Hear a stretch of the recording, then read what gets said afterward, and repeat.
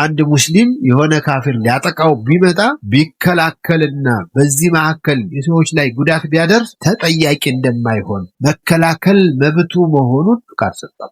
ቀስ በቀስ ይወደዳል አይደል? ይገባል አይደል? ግዴታ ነው ወደ ማለት አመጣባ። መከላከል ግዴታ ነው። ያውስ እስከየት ድረስ መሰለ?